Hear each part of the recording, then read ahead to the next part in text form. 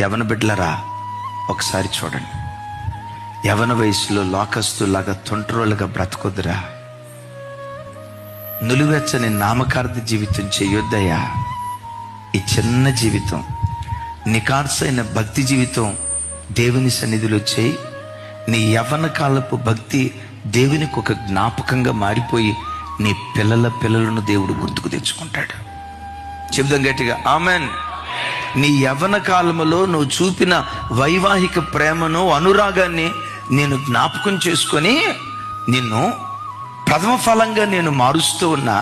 నిన్నెవడైనా నాశనం చేయాలని ప్రయత్నం చేస్తే వాణిని నేను నాశనం చేసి రెండంతల దీవెన నేను నీకు అనుగ్రహిస్తానని ఇర్మియా గ్రంథంలో దేవుడు సెలవిస్తాడు.